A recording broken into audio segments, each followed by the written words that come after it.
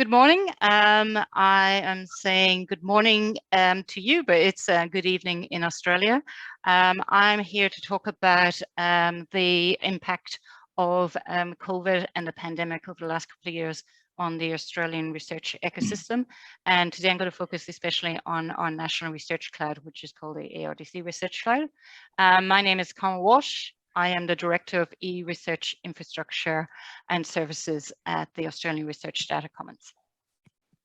So first I want to start with an acknowledgement of country. So we acknowledge and celebrate the first Australians on whose traditional lands we meet, and we pay our respect to their elders past, present and emerging. I am in Sydney on the east coast of Australia, and that is the land of the Gadigal people.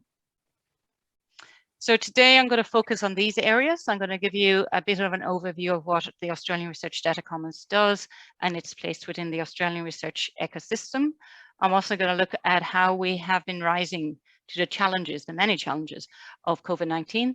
And I'm going to focus on two key case studies, with the focus being on pandemic decision-making using the Nectar Research Cloud and modeling for COVID, but also an international platform, which you probably are familiar with, called Galaxy. We have Galaxy Australia that's hosted on our Nectar Research Cloud here. And then last but not least, I will talk about our plans for what's next. So talking about the Australian research ecosystem, we are federally funded by what's called NCRIS, which originally stood for National Collaborative Research Infrastructure Services. And that has been funded by the government since 2008. The Australian Research Data Commons has been established since 2018, and it's made up of heritage organisations such as ANZ, and which is Australian National Data Services, Research Data Storage Infrastructure, and the Nectar Research Cloud. What we focus on is open access to research infrastructure for our researchers across Australia. As you can see here, there's about 22 projects that are supported across Australia. You can see some of the names here. We support a network of over 200 institutions, 1,900 skilled experts. For the next since 2018, for that 10-year period, there's a $2.2 billion investment from NCRIS, and we're currently going through the process of assigning and bidding for that next 5 years of investment. A key element of NCRIS is that we do a one-on-one co-investment. So we work with various institutions and organizations to co-invest in the infrastructure and the host infrastructure, and so we can deliver that as shared infrastructure to Australia. So this is an overview of ARDC. As I said, it was formed in 2018 from those heritage organizations. And what our mission is to accelerate research and innovation by driving excellence across the whole research data lifecycle. So looking here in the creation, the analysis and retention of high quality data assets. So we work across our people of policy, and with the federal government in relation to policy relating to research. We work across platforms and software. So we have virtual laboratories that we have already hosted on Nectar, and we're evolving and developing about 27 additional virtual laboratories or platforms. And we're also developing a software agenda for Australia in relation to research software and open access software. Across our data and services as well, we look at national data assets, our information infrastructure, our data capability, and we've also been looking at translational research data challenges. So one of those challenges we've been looking at is how to share and integrate data for challenges like bushfires in Australia. I am the director of the storage and compute portfolio, and that portfolio provides that foundational infrastructure, looking at research computing cloud and also a data storage, or what we're calling data retention. And the whole aim of that is to work towards creating an Australian National Research Data Commons. So where we fit with our other colleagues across the ecosystem is we developed a working community called the Digital Data and E-Research Platforms, love an acronym, so we call it DDERP, and that has our partners in the data network, which is RNet, and also in Tier 1, what we call Tier 1 HPC, National HPC in NCI, and then of course supercomputing in PAWSI, which has the square kilometre array and astronomy support, and the Australian Access Federation. As you can see here from this diagram, you can see the different areas that we work in, but you can also see the blending of where we work across some areas together. So I'll talk a little bit about that a little bit more later. So this is an overview of the Nectar Research Cloud. The Nectar Research Cloud has been up and running since 2012. It is a national research cloud, and it was one of the first clouds in the world to start using OpenStack and evolve and develop OpenStack. So what it's made up of is our node organizations, which you can see listed here across Australia and also in the University of Auckland. And we have distributed compute across those node organizations. What's key to Nectar as well is that we have a centralized core services group, the ARDC core services group, that develop and enhance the OpenStack software, and that also feeds into other OpenStack clouds, not just in Australia, but globally as well. We recently did a refresh, which we finished this year, which was significantly delayed by COVID, and which seen us doubling our national capacity. And as you can see there, we also provide working storage with object storage and file storage. This slide talks and just shows kind of an overview of the impact, I suppose, that the Nectar Research Cloud has had over the last, well, almost 10 years now. And what's key to notice here is that it does host and support 27 virtual labs and platforms supporting over 50,000 supporters, 50,000 researchers. But also key to note as well is that it has and was set up to encourage cross-collaboration, cross-institutional collaboration, but that also leads to collaboration globally and internationally as well. The other key thing is in Australia, it supports all our research fields. So it's very much across, it's multidisciplinary. So it supports quite a variety. So here is a very quick overview of the benefits of the Nectar Research Cloud. I've talked about the OpenStack technology, but also due to the fact that we have created research cloud computing standards, it allows us to be able to scale resources easily and to host various platforms easily because there's a set template. We also have multi-compute interoperability because we have the Nectar Research Cloud co-located with institutional HPC and large data sets. It's also an IaaS service, so infrastructure as a service. So it's a self-service model, which allows research projects to evolve and develop computing for specific disciplines. This is a quick overview of how the Nectar Research Cloud impacts research. The example here is from one of our platforms called the Global Archive platform. This platform is focused on shark conservation, and we have a lot of sharks in Australia.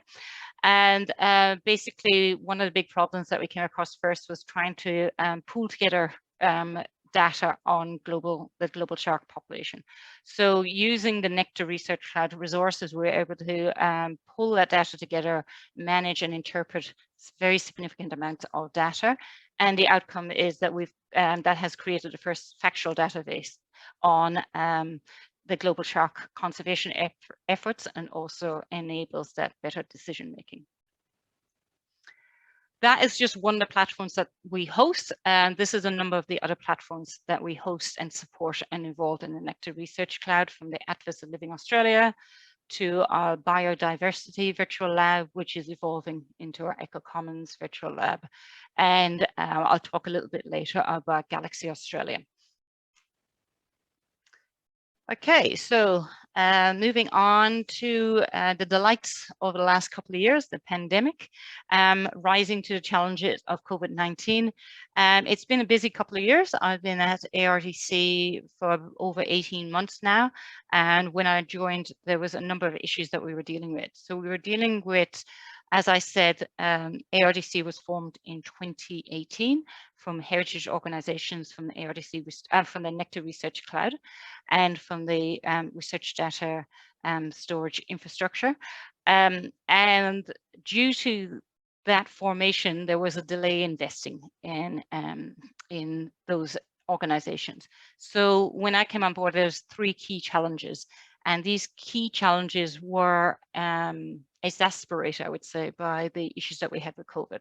So we were late to refresh our core infrastructure of Nectar, which is always a problem with infrastructure. How do you remain innovative in a time of great change and high demand, and with an increasingly multi-compute ecosystem, and what is your relevance within that? So looking at those key issues, obviously we had the usual delays like everybody in the world had with procurement.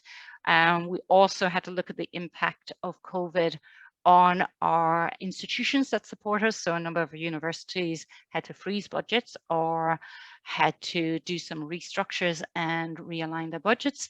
So that impacted us as well because our infrastructure sits in those institutions, but also we had that increasing demand. So how do we enhance that national service provision? How do we invest then with that increasing demand into leading edge technology and be able to evolve and adapt the Nectar platform? But also due to COVID, our borders were closed. So that also restricted us in recruiting the right skills and new skills. And then finally, but not least, looking at that multi-cloud, not multi-cloud, but multi-compute environment. So how do we deal with that? So our approach was to expand and leverage the federation. What I was keen to do when I first came in was to baseline our unique selling points. So what was unique and key about Australia? What did we add to the ecosystem? What did we bring? And was it sufficient? So I looked at the 3 key areas of our cloud computing service and our research computing service to say, well, we are a service provider. So what is our service provision like? Can we improve our service provision? And can we move towards that continuous cycle of improvement? Also, a key strength is our national federation, because our national federation means that we not only have that distributed compute across the country, and so we can provide local support on a national scale, but also that federation allowed us to develop key standards and templates for research computing. So that when you come to use the Nectar Research Cloud, the ease of use is there because it makes it very easy to use and to host and develop support. And then the last part was, you know, we can't stand still. So we do have the opportunity to innovate at scale, being a national service provider. So how do we do that? So after I did that baselining with my team, we looked at enhancing our national provision. As you can see, we have some key items there. One of the items we did have to look at was relaxing that one-to-one co-investment with our institutions because of the budget freezes and stuff that we had. So we invested a higher proportion of money, especially in our leading edge infrastructure. We wanted to also look at how we could improve our service. So we actually wanted to have more direct access with our users. So we set up user forums, and we also derived more information from our annual user survey, which we're doing currently, to get that to feed directly into a release cycle, annual release cycle. We also run what we call a Tech and Ops workshop at least twice a year, and that's with all the operational staff across the various different nodes in Australia to ensure that we're aligned with our standards, but also to ensure that we're keeping up to speed, have the right training and support across the board, and also that we can leverage that skill set across the federation. Another key element was to evolve and develop our governance. So we work on an allocation basis. people can apply, and we have a national merit criteria for people who apply for capacity on the Nectar Research Cloud. And if they meet that criteria, which is basically if you have a national grant or you're an ARDC project, that you can actually get an allocation on Nectar, then we allocate that on a 12-month basis. And after 12 months, if you still meet that criteria, then you can continue to be allocated capacity on Nectar. So we've had some platforms that have been on there for 8 and 9 years. So that's been quite successful, but what we have always done has been capacity allocation rather than capacity via usage. So we're looking at moving to doing usage allocation as well. And we also very keen to work with our industries a lot more to be able to support translational research in that way. So this slide here gives an example from one of our platform projects, BioCommons, and we wanted to understand from our user forums how were they using Nectar and what was working for them and what was not working for them. So they gave us this overview, and you can see there is their CPU capacity, but also they had a requirement for large RAM flavored machines. You can see that they use both the volume and the object storage. That's not always the case, but their object storage they use for hosting their data sets and their data collections and their modeling outputs. But the volume storage they're using for their scratch space and their application data. But also key was investing in that newer technology. So we have been developing Kubernetes clusters and the Nectar Research Cloud using and creating a Magnum service.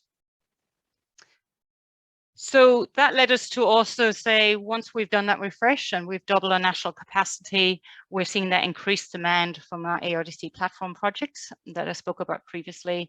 So increased demand means increased capacity, increased demand means opportunity. So we had that opportunity to work with our platforms to get the requirements together to invest in leading edge infrastructure.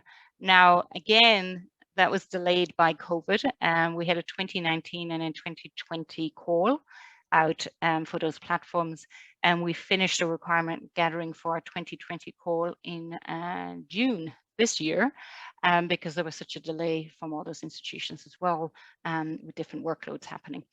But what was very important to do was move away from maybe an engineering up mindset to move to a service design mindset, to look at that user experience and user-centric mindset, and prioritize the platforms and prioritize leading edge infrastructure for specific platforms, and then use that community to try and test that innovative infrastructure, and then scale that infrastructure to become a national service.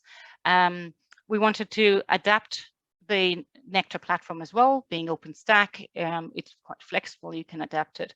But one of the things that Nectar had not done previously was say that it would support hosting sensitive data. So that's become a big critical need in the last few years across the research sector. And one of our platforms is looking at how we support that.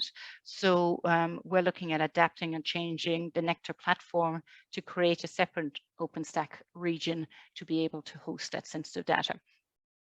We're also looking at expanding our skill sets. This was a little bit tricky since all our borders were closed for the last 2 years. Everybody in the research sector was trying to fight, I suppose, in the same pool for researchers. And that was a little bit tricky as well, because Google and Amazon had increased their footprint in Australia over the last couple of years. So we found that we were losing staff and skill sets to the big multinationals. So we had to work across the Federation to see how we could exploit the knowledge across the Federation and how we could actually partner and second across the NCRIS ecosystem to help each other. So this gives you a bit of an overview of those platform projects. You can see in the gray on the top is the platforms that we are developing at the moment. And as you can see then in the yellow at the bottom, it required an investment in high-end infrastructure. So GPUs, virtual GPUs in the cloud for machine learning and image processing and large memory machines. So that's what we've been involving in developing specifically for these platforms over the last year or so. Also, to do this, we had to hire in some new skill sets and evolve and develop that skill set across the Federation. And then evolve and develop containers and orchestration on Nectar. With our 2020 platforms, similarly, again, you'll see in the gray a number of platforms listed there. And also you can see there that we talk about the scalable governance of fair sensitive research data called SERP. So SERP is based on some software that's been developed in Wales and has been running on our Monash node of Nectar for a number of years, and we're expanding it now to become national. And that's where we had to evolve and develop our platform in our Queensland node in QSIV to create a separate region to be able to manage that. And the reason for that is the nature of Nectar is that all our operators in essence are system administrators. So with sensitive data, we wanted to be able to create a separate region within Queensland so that that region would only be open to the operators in Queensland. Also, it meant that we started moving into but expanding into PaaS, platform as a service services on Nectar. So this is where we've been looking at data analytics platforms and software. So Jupyter Hub and virtual desktop and how we can provision those services to our users. And then also I talked earlier about the containers and orchestration, but also we discovered that as a national provider, we really needed to evolve and develop national standards and best practice for evolving and developing containers and orchestration for research. Okay. And then, as I said here, expanding and leveraging the Federation is looking at where do we fit in that multi-cloud focus and that multi-compute focus within the Nectar Federation nationally, and also what are the national benefits for commercial cloud. But also going back to what I was saying earlier about not standing still, how do we look and test and trial technology and new technology and innovate at scale? So looking at different services there, from microservices for integration platforms to metadata tagging that we're looking at to track workloads in compute, and to data processing units, which I'll talk about in a second. So looking at expanding and leveraging that federation is what we've been focused on for the last year. And to the right of this slide, you will see the benefits of doing that we have found over the last 18 months. And also in the lifespan of Nectar. But also to the right, you can see that Nectar in itself has always had a existing multi-compute within the Nectar Federation. Due to that co-location with institutional high-performance computing, which in Australia we'll call Tier 2 high-performance computing, Monash University, QSIV up in Queensland, and University of Melbourne all provide HPC to their university members, but also Monash University provides national HPC as well into the pool with their massive. We host over 200 platforms and services, but also we work closely with our college in NCI, National Computational Institute in Canberra and the East Coast, but also with Pawsey Supercomputing Centre on the West Coast, which, as I said earlier, supports a lot of the astronomy and the square kilometre array. Oops, sorry, I just missed it there, sorry. The other element with multi-compute, as I said, it was that national coordination. So it's not just about ARDC or Nectar provisioning Kubernetes services or provisioning container services. It's about a lot of organizations developing them, but can we develop a standard and best practice for Australian research? So that's what we set up this initiative called ARCOS that I'll talk about in a second. And also we've been looking at that multi-compute to see where we can leverage commercial cloud for national advantage. So this is the Australian Research Containers Orchestration Services, ARCOS. I've put a link there to our website, and the goal of this was these 4 main aims, which was community awareness raising to make the research community aware of the benefits of containers and orchestration, best practice standards to evolve and develop those, and to learn from each other. To also create some training material and support, which we've been doing over the last couple of years, and also to enhance the user experience. So far this year, we've had 2 symposiums, and we also have regular national user community meetings that total 100 plus. We've also been focused on creating a national container registry. So currently we have a Kubernetes service on Nectar, and we also called Magnum. We also have Singularity with Docker, but we also have created a container registry. What we're looking at doing is scaling it out to be a national pilot, a national container registry, a pilot, which we're evolving and developing at the moment. And the last thing I want to say, I suppose, in relation to the challenges was we worked very closely with our nodes to expand our opportunities to work with industry, but also to look at new technology.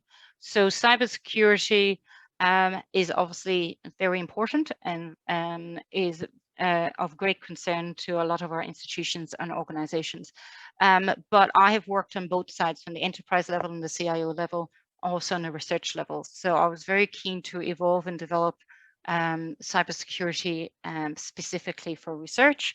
And so I got the opportunity to partner with Monash University and NVIDIA to start looking at how we could use new technology like the data processing units, CPUs, to do micro-segmentation of security. So moving the security away from an enterprise approach more to a per project approach. So basically, as we say here, devolving that responsibility to better enable collaborative research projects. So that's started earlier this year. We have got some results from the work we've done so far. So I'm hoping probably within the next month that we'll be able to publish some of those results so far, but it's quite exciting. Okay, so looking at the theme of the conference today, I did want to focus on the impact of COVID on provisioning cloud computing and the benefits of provisioning cloud computing during COVID, but also the impact of COVID on research and research data analysis. So I want to look at 2 case studies, if I could. And one of the case studies is focused on one of our nodes and our research body in the University of Melbourne. Now, Melbourne has the unenviable reputation, that's hard to say, of being the city that has been locked down for the longest amount of time in the world. I lived in Melbourne last year, and it was very unpleasant to be not locked down. I have 2 young children, so I had the joys of homeschooling as well. And I was concerned at points where they were doing that modeling and deciding on what kind of lockdown regulations that they had, that it might be run on a Nectar Research Cloud. And I was at times tempted to tell them to turn off some virtual machines so that I could get out of homeschooling. But fortunately, they didn't listen to me. So I want to talk a little bit about this man today, Professor James McCaw, and also his colleague, Professor Jody Vernon, and the work that they have done in assisting the national response to COVID in Australia. So basically, COVID arrived obviously in early 2020, and Australia enacted what they call the Biosecurity Act. And what that led to was that we closed all our international borders, and we went into initially a 6-week lockdown. The way Australia works is it's a federation of states. We have a federal government, and then each state has a state government as well. So what they did is they set up a national cabinet that they would meet weekly on. via Zoom, and they would make decisions on how to work and the health response to COVID with their chief health officers. So basically what happened is that Professor James McCaw and Professor Jody McVernon were invited to sit as experts on the subcommittee, and that was called the Australian Health Protection Principal Committee, and that reported to the National Committee on a weekly basis. And from the work that they did, this is what they produced, basically. So what they did is they ran their analysis on the Nectar Research Cloud. They've been running weekly reports to understand the effective reproduction number of COVID, to also look at the transmission potential, to look at the forecasted caseload, and to model the vaccine when the vaccine became available, the uptake of the vaccine and the impact and effectiveness of the vaccine. And also that helped model when the health directives would be eased and when lockdowns would be eased, etc. So as you can see, this led to what we call a common operating picture. And as you see, that's very recent, 25th of November, 2021. So this work has been ongoing since 2012, and this work has been done across the Nectar Research Cloud. So why did they use the Nectar Research Cloud? So we were lucky enough to talk to James McCaw recently, and it's actually on our website, the full story, if you want to check it out. And we talked to him about why he was using the Nectar Research Cloud. And it turns out that he's been a long-term user of the Nectar Research Cloud. He's been using it since its inception in 2012. He was one of the first users of the Nectar Research Cloud. And he said that he found it particularly useful for the field of infectious disease modeling due to its massive computational power. So basically using the I can never say this properly, the Bayesian computer statistics, which is basically predictive modeling, that was very, very important in the COVID planning. And he was very happy to be able to access a resource like this. But also this resource is provisioned nationally, supported by national government. So we don't charge for this resource, which meant it freed him up long-term over his career to be able to attend international conferences, to be able to network, and to be able to work globally, because it didn't have to invest that money in buying servers and infrastructure. And also it's been a very stable service since inception, so that ease of use, those templates I talked about, have been very beneficial to his work. So that's a quick overview there. Now the other thing is he uses cloud computing mostly, but he also has been using some HPC, so that multi-compute interoperability. He's used HPC from Monash University, from University of Melbourne, and from some other nodes as well, when he's needed for certain workflows. But also, as we all know, research is global and has global impacts. So the work that he did on this modeling was able to also benefit our Pacific neighbors. As you can see, Australia is not an island. It's a continent, but it's amongst our Asia Pacific. So we've done a lot of work across this area. I've particularly picked the picture on the right because it's been raining in Sydney for the past week, so I'm looking forward to a beach holiday. But the work that they did also supported the French government's decision-making on the pandemic in French Polynesia and in Fiji. So it's key that we have a research-focused national digital research infrastructure with that national provision, but as I said, all research is global. So that's an overview of modeling to help the response, the national response in Australia. My second case study is focused on one of those platforms that I mentioned. So Galaxy Australia is a very important platform, and as I said, it's been on Nectar since 2012, again since its inception. It's been evolved and developed on Nectar for the past 10 years. So another key point, I believe, that research infrastructure is you need to sometimes give it time to grow and develop. So Nectar allows that, I often call it incubating. But basically what Galaxy Australia is, I have detailed there, being a virtual lab for genomics and bioinformatics analysis, which gets access to hundreds of open source and reference genome sets. It's deployed nationwide. So as you can see, it's deployed across our Nectar node, but also you can see it deployed there across our supercomputer nodes and our NCI node.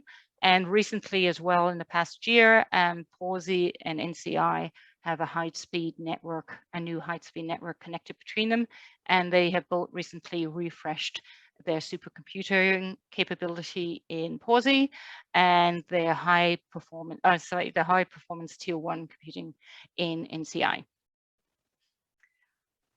What I have two key areas I'm going to look at here. The first key area was talking about leveraging the federation for benefit for one of our platforms. So as I mentioned earlier, there were significant delays in procuring hardware, not just because of supply chains, but also due to budget impacts, and also due to the fact that two of our key nodes were joining together, QSIV and Intersect, and to join together to provide services across New South Wales and Queensland. So there was delays in getting our refresh up and running in our QSIV node, and that's where the head node runs in for Galaxy Australia. So what we needed to do was be able to get that refresh up and going, but also assist BioCommons in getting large memory machines up and running as soon as possible. So we negotiated with our Melbourne node to actually transfer the large memory nodes provision to the Melbourne node and get that up and running. But we also work with the Melbourne node to help them evolve and develop large memory nodes and GPUs in the cloud using the skill set of our core services team. So they were able to leverage that skill set and help evolve and develop that skill set amongst their team.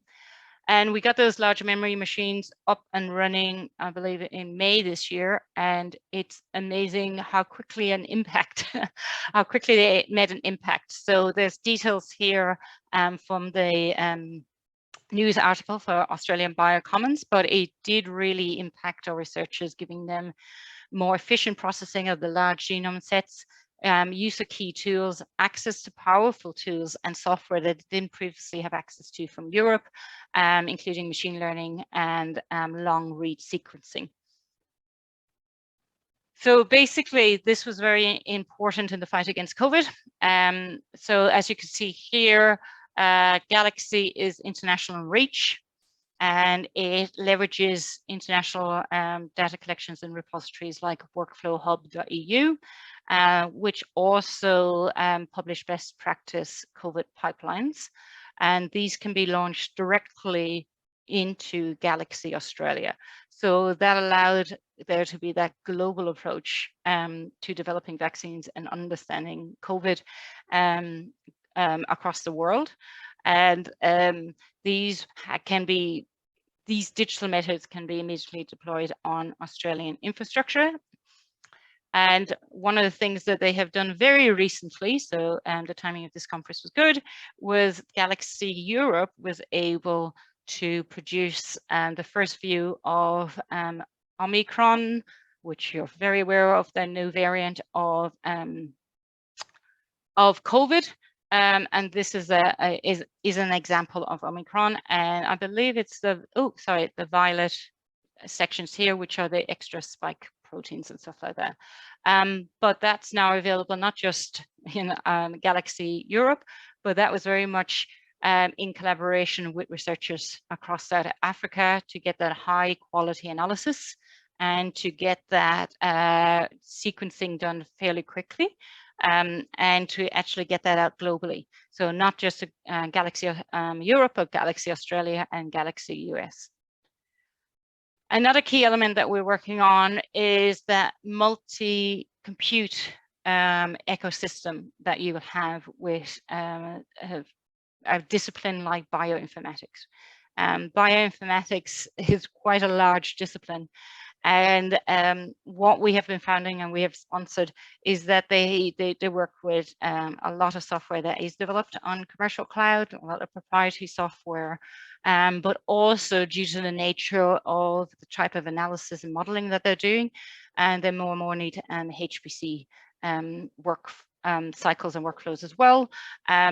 But it's not one or the other, it's all. So we've been working with BioCommons on the BioCloud framework to understand how we can enhance that multi-compute ecosystem. And one of the areas that we're focused on at the moment is looking at how we can have a national research focus on the benefits of commercial cloud. So we are working with Galaxy Australia in those 5 key use cases to understand how we can use commercial cloud, where the benefit is for national research, and what that means going forward. So that's my 2 main case studies. So looking at ARDC and Nectar, what's next? So as I mentioned earlier, we're looking at expanding the federation. So we've expanded the federation with our ARDC platforms, with our communities, with building on knowledge, with expanding out to leading edge infrastructure. But also what we're looking at doing is doing a proof of concept of commercial cloud and commercial cloud integration. So working with these key institutions, University of New South Wales and University of Sydney and the Australian BioCommons, we're looking to partner with them to provision a national commercial cloud service for those use cases. So that's in development at the moment. We have three key initiatives for that. One of it is to leverage a service that University of Sydney already has with Amazon Web Services and Ronin, to be able to expand that service to be nationally accessed, and to also look at a governance model and the analysis of migrating or expanding products or platforms to commercial cloud. So that's the analysis and defining the governance, and also what a chargeback model would look like in relation to commercial cloud, because commercial cloud isn't cheap. Also, what we're trying to look at as well is newer technology in relation to microservices and how we could use that in relation to tagging or metadata. So on the other side of my portfolio storage, I have working storage, but also have long-term data retention. And we have been evolving and developing our data retention to move away from what we had previously done in RDSI, Research Data Storage Infrastructure, from capital investment to subsidy investment. So basically, the subsidy model is based on bringing existing and legacy collections up to a 13 metadata standard, which is in line with DataCite, so that we are able to make those collections more fair, findable, accessible, interoperable, and reusable. So we've been working through that project over the last year and a half as well, and it is slow progress, but we're getting there slowly but surely. So that's also where we're looking at, can we develop a metadata schema, a national metadata schema for Australia that would be beneficial and would create a metadata standard across Australia, which would mean collecting that metadata not just later on in the project, but maybe at the project phase as well. Maybe we could have a more lighter metadata, or 8. I think we're looking at about 8 metadata standards, 8 types of metadata to be able to do that. So could we also apply that across workloads and research workloads in an institution to be able to tag those workloads and understand how they flow through various systems, but then also look at whether we can push them to, using APIs, push them to a type of compute. So that's very much experimental at the moment, but we're working through that with UNSW. And finally on that as well, I would say with Australian BioCommons, I talked about the analysis and defining the governance. They're looking at obviously not just AWS, but Microsoft Azure as well and Google Cloud and expanding it. Their intention is to reach the highest number of researchers possible with the services that they have. And they just confirmed to me today that they have successfully not transferred, but expanded some of their workflows onto Azure and up and running. So that's quite exciting news. Expanding the federation means collaboration, governance. So we do have regular steering committees. We have technical and allocation committees. We run a distributed help desk, and that distributed help desk also runs in University of Auckland. We have our research cloud operations and our standards, and we also have our user forums, as I mentioned earlier. And in expanded federation, it's building that national community of cloud and OpenStack expertise. So that recently has seen us become an associate member of the Open Infrastructure Foundation. And we recently did an interview with them, but also expanding and being part of that technical working group on the Global Open Science Cloud. Any work that we do on OpenStack obviously provides benefits to the whole OpenStack community and open source community. So as I mentioned, that also provides benefits to other OpenStack clouds that we have across the ecosystem. So we have an OpenStack cloud also co-located in Pawsey supercomputer, and NCI has one as well, and also RNet, which is our a data network provider. Very, very keen with the multi-compute to look at the benefit of containers and Kubernetes, which is why we're leading that national coordination of creating those standards, and also platform projects and global collaboration. So how can we evolve and develop those platforms long-term and invest in them? So we're looking at involving and developing those as well, and looking at strategies for that currently. To be able to do this, this is the approach that we have taken. So looking at the 3 key areas of innovation, investment, and then that national service provision. So how do you adapt technology for research computing? So looking at, these are the key types of technologies that we have been adapting for research computing. One of the examples I will talk about here a little bit is GPUs. So as I said earlier, it was sharing that skill set to be able to develop GPUs, not just for our platforms, but also to be able to expand that skill set into our University of Melbourne node when they were developing GPUs locally. And we have been creating that GPU service to be able then to invest and co-invest in creating a GPU services across our other Nectar nodes. So initially, our investment over the last years has been specifically for platform services, and those platforms were sitting in QSIF, and they've also in Queensland, and they've also been sitting in Monash University. And the GPU service has gone live recently for the platform in QSIF. Monash will be next cab off the rank. But what we also decided to do with that as well is this year focus on scaling that to be a national service. We see more and more and more demand for machine learning, AI, and GPUs. And so we wanted to say, how do we scale that service and how do we expand that skill set of developing virtual GPUs in the cloud and large memory machines? So we have just completed an RFP across our nodes to be able to invest over $1.25 million in creating a national research GPU service and large memory service.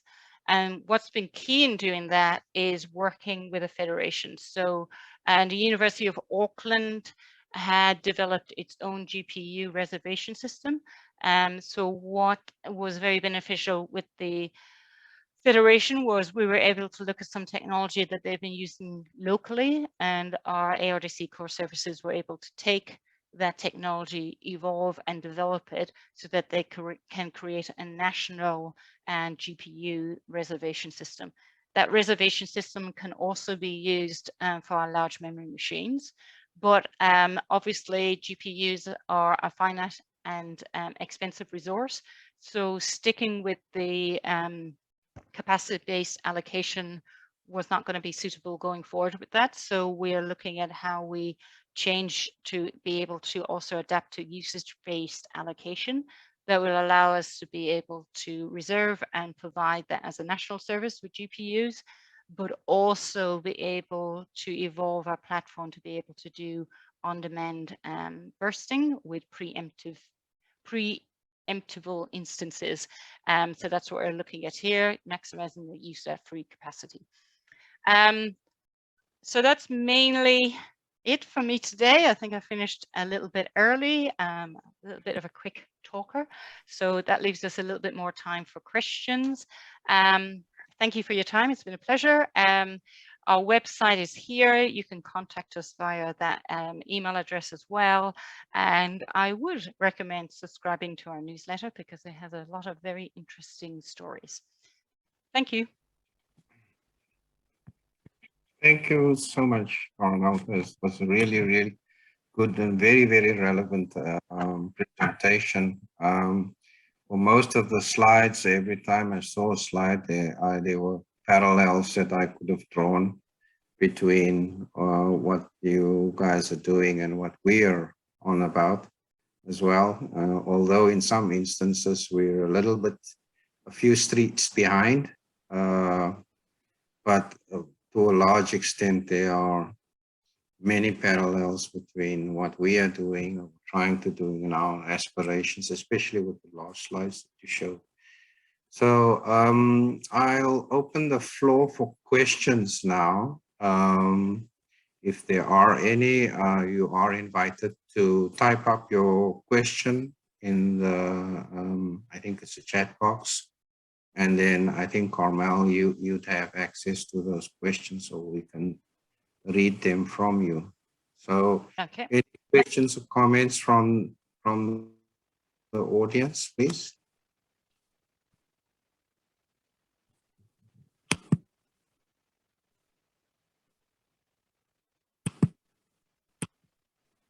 Doesn't look, I don't see any questions. I do have one or two questions, if I may.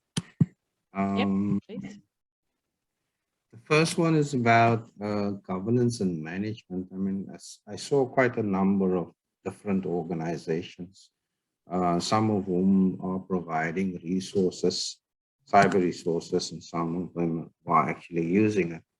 So the role of ARDC, is that an overarching role? Do you play the role of a conductor of the orchestra, or how do you manage the relationships with these different organizations? Yeah, no, it's a good question. Yes, ARDC does a multitude of things, I would say, really.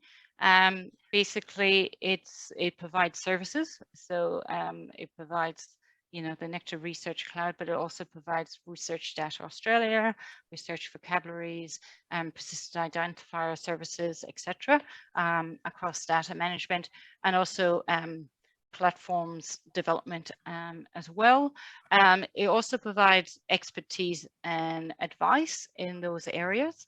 And it also works very clear on influencing and developing policy. So we have one of our directors is based in Canberra, which is the political town in Australia. So it's very important to influence the decisions made there by the federal government and stuff like that. So, and also to understand the impact of various different policy decisions on research. So our federal government has been very busy in the last year developing various different policies, from critical services infrastructure bill to Australian data infrastructure bill, to countering foreign interference, to a number of other things as well. So we have to understand how those impact us. So that goes across the board. But another key element is that how NCRIS works is that we actually are very dependent on our tertiary institutions. So we actually, most of the increased capabilities that I showed you there earlier, and I'm happy to share those slides again, they sit in different institutions across Australia, universities. So I talked about Australian BioCommons, that's based in the University of Melbourne, but also based in the University of Sydney. They have staff there as well, and also in Queensland University. And it's the same with ARDC. So we work for ARDC. Our paycheck, I suppose, comes from the various different universities. So I'm UNSW. So that's kind of our partners. So with ARDC, what we've done is we work very closely with them, but it's like a matrix system. So in relation to, say, for example, the Nectar Research Cloud, all our infrastructure is hosted in their data centers. It aligns with their cybersecurity, aligns with their networking, etc. And then we actually provide that centralized expertise and that national overview and that standards provision and stuff like that when it comes to Nectar. Thank you. That's very useful. My second question is not really a question, rather a comment. When you spoke about your activities on COVID-19, I was thinking of an African organization called H3 BioNet Africa, who they are also in the bioinformatics field and do see a lot of potential for collaboration because they're essentially working on the same sort of issues that you've shown. And also here at the CSIR, NICIS is providing quite a lot of resources and support for COVID-19. So there's certainly potential for well, at least exchanging notes and see what we're doing. The other areas that came up as you spoke was open science.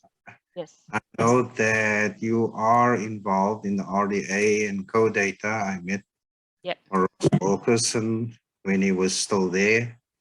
Also spoke to Anthony Bites. I think he's at Monash, I'm not sure. But he was here for a while, a couple of years, to set up e-research, to help us set up e-research at one of the universities. So those are potential areas that I see where we can certainly exchange notes. And perhaps, I think, Happy, it might be useful for you to also provide some insights into those kinds of possibilities. Yeah, no, I think in terms of the collaboration, Anwar, and from what we have been discussing on the JOSC, I think that's one area where we could start doing some sort of pilots, because the way JOSC it's supposed to evolve, we will depend on a couple of countries making those bilaterals before we go into this multilateral type of organization. And I think this is where we will start looking at some areas where we can start working together. And really, I mean, I really enjoyed your talk, Carmel. I think from the last time when you talked, I think there were lots of new other things. So I echo Anwar's comments.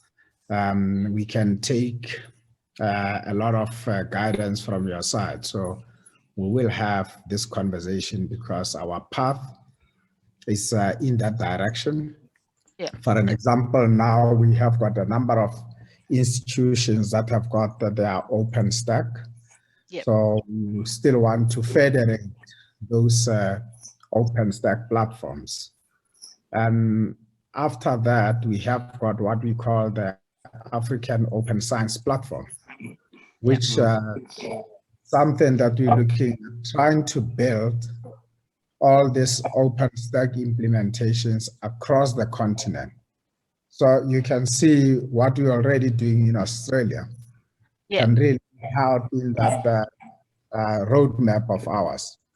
Then, of course, when we get the global initiative on JOSC, and we could be having this already working model that we can be able to implement it in JAWS. So I'm really interested in us pursuing that, and we can learn a lot from your side. Thank you very much for your presentation, Carmel.